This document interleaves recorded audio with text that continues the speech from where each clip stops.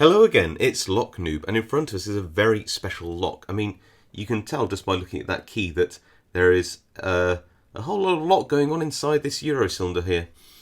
And this is the Tesa, who are a Spanish brand now owned by Assa Abloy, like nearly everything else lock related these days. This is their TK100, and it has, well, just have a look in that keyway there.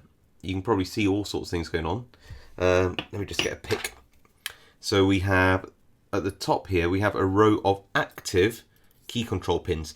They don't need to be picked, but they're sprung, and you can actually push these up too high if you're not too careful. So you want to basically avoid those pins. But other than that, they don't really need to be picked. You just need to not pick them. And frankly, they don't really get in the way. Then you have down here an interactive pin. It's basically just like a little finger pin, a T-pin, and that is well, you can see here, pushed up by this little interactive pin here. You see it, the tip of the key? And so basically, once this key is in the lock, part of the inner warding will push that pin up to the right height, picking the interactive pin. So what you see in the middle of the key is the bitting for the key control element, but like I said, we don't need to pick that. We do need to pick this interactive pin because the key itself picks that, if you like, or opens it. Okay, so what else do we have?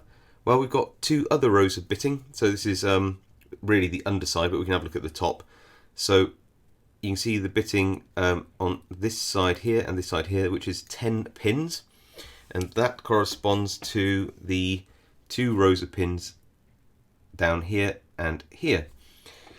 Despite all of that going on inside, the lock works just beautifully, which is pretty impressive, you know, when you think about it, right?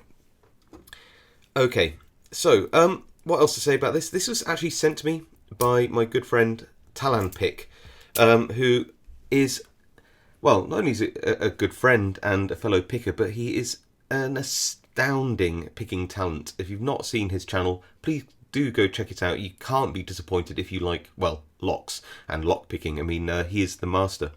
And over the last year or so, well, probably over that now, Talon's been sending me progressively more insane locks. I think he believes that I can pick better than I really can, but I'm not going to tell him that if you don't.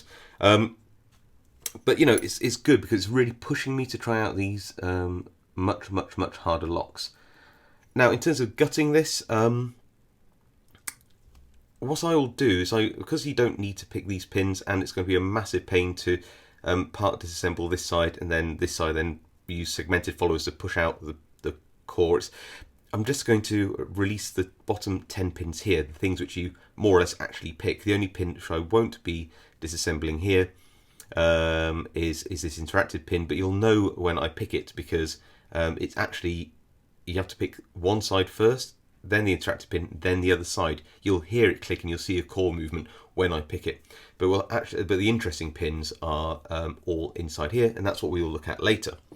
In terms of picking, well, if you put tension tool down here, I know, like one of these, even a thin one, you're going to be blocking part of the keyway. In fact, you're going to butt up against some pins pretty soon. So the best way to pick them is, I think this is 3mm wide wiper blade insert from a van or a truck, and I'll tension one side first, and then once I have picked that side, I'll swap over tension and tension on the other side like that. That will mean, of course, that I am maintaining tension as I pick both sides of the lock. It's a bit tricky. You are prone to dropping pins, but, well, we'll see how we get on. In terms of tools, well, I always like to use my multi-pick Dimple flags just because they just look great on camera, don't they? Off camera, I tend to use some cheap Chinese stuff, but, you know, it's or even the Sparrow's black flags from time to time. But yeah, these just look so pretty. Anyway, look, it's all about the lock today. So this side, I've got a slight curve on a right-handed flag, and we'll pick the pins this side. The other side, I won't be using another right-handed flag like you think. I'm using, sorry, left-handed flag like you think. I'm using a right-handed flag again, but upside down. The reason being is that if you look at that top warding, if I try and get a bit of focus there, there you go. You see the top warding? You can see how this flag actually almost matches it. So you're able to just slide the flag like that and then use the reverse of it to pick the pins. So, you know, it's a technical pick, it's a tricky pick, but hopefully it's one we can all have a bit of fun with. So let me grab my vise, set it all up nicely, get myself comfy, and we'll pick and gut it. So we're in the vise. Let's remind ourselves of that key and the bitting. It's quite an extreme bitting here. You've got a very, very low cut here, very high set pin, if you will, on the right hand side of the lock, which you have to avoid, and some very, very deep set pins on the left hand side, which again you need to pick to full depth, otherwise it won't open. Kind of cool. Make sure it's all locked up, the pins are all in the right place. And one last thing is showing you that I'm going to just use this Southwold Max short hook to go in at an angle and pick the interactive pin here. So let me line that up and show you about the depth. So I've got to go in about that deep and at about a 45-degree angle, maybe just under, and just push up about 40 degrees. So we will get there, we'll find it. First off, bit of tension.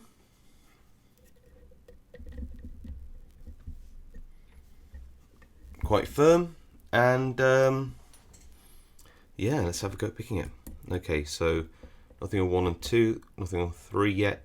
Pin 4 on the left. Nice click. Tiny movement on 5. Just working way over to 3, which had a small move. There we go, little click on 3. Just, oh, now 2's binding.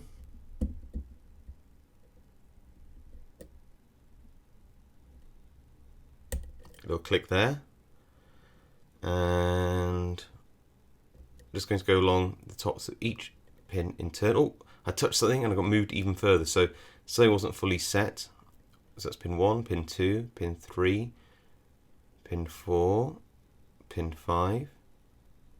Now it all seems pretty good in there. So it could be that I might need to play around with that interactive pin or element, if you like. Just checking. Let's say it's a technical pick, it's worth checking each step. If it's binding and I get a small core movement, which it was, that means I have picked that side, which I have. So we need to swap over tension now.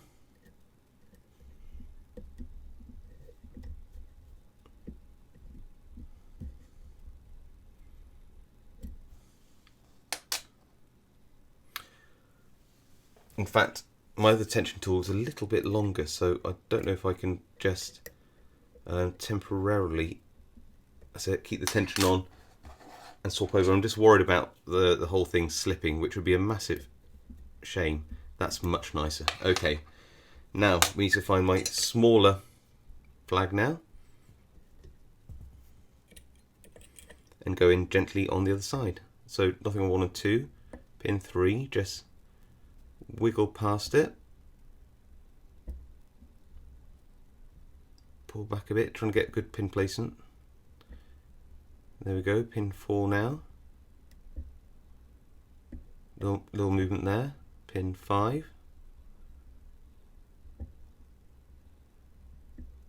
little movement,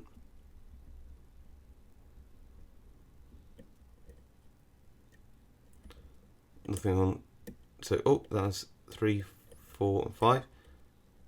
Just trying to pick my way across the lock.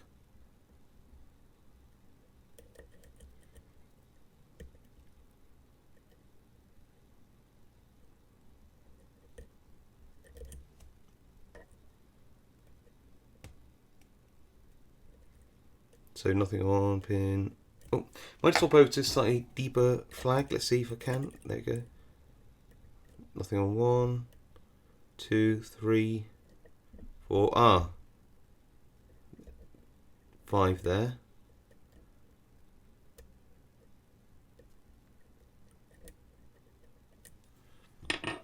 And now it's just a case of like just tapping the tops of the pins and just seeing is anything binding. That's pin 3. Oh, and then hit pin 5, and we are open. Phew. Right, not going to over rotate it. I've done that before by now, and these are very delicate locks with all sorts of things going on inside, and it's meant to have the key in. I recently ruined a Keso 10 by over rotating it, and then it's basically, I think, destroyed. So it's all clearly open. Let's gut it. But first, we're going to just turn it back, and it's locked. There we go. I mean, these locks are so cool and quite rare in the UK. So the last thing you want to be doing at all is breaking it. That would be pretty terrible. Okay.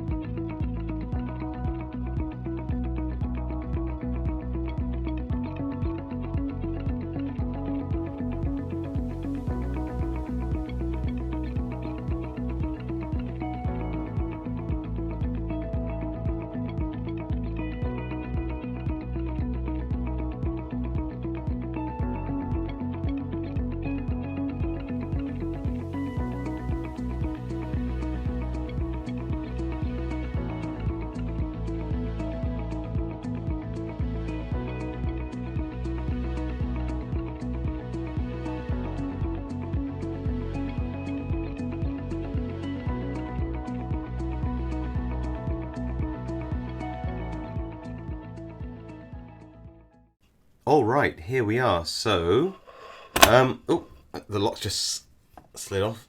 There it is. Just put that under here. Right. So all the pins are actually standard. Unlike a lot of Tessas, they don't have beveled pins, which is a bit of a mercy. There aren't any spools in here. Well, there are, but these are on the key pins. So they act as an overset trap. If you push them up too high, of course, it goes into a false set. Which actually would impact the picking on this quite a lot, because that interactive pin, which doesn't need to be moved an awful lot to get an open. And what's really cool is the way that these are angled. When you consider where the pins are, they're not centered to the lock. So they don't have to be just slightly rounded at the end. They have to be angled because they have to take on board the curvature of the core, which means they all have to be angled and set exactly to a single position, so that they don't get out of rotation. And I'll show you what I mean by looking at these two pins here. And you can see that the top of the key pin is angled to take into account the curvature of the core. And you want to make sure this is the right way around, so it doesn't say have the... So if it's that way around, it'd have to be mounted on the left-hand side of the lock, and that side on the right. If it's on the right side but rotated wrongly, then of course you'd have, well, it would basically stop the lock from turning with the right key for a start. So you have to assemble it correctly. And again, you have an angle on this side as well. So this is the driver pin, and you can see that it's got an angled tip. But also you can see how both these pins have a teardrop profile, so that they can be located in the Bible correctly. And where's the Bible? There you go. And you can see that these are teardrop shaped pins to make sure that they maintain the right degree of rotation and expose the right angle of the tops of the pins to the plug. There you go. I think I might have explained that all right. Let me know in the comments. Okay, well, that was the amazing Tessa TK100 10 pin, 6 active key control pins and 1 interactive pin. All very, very cool. So thank you all for watching, and I'll see you all next time.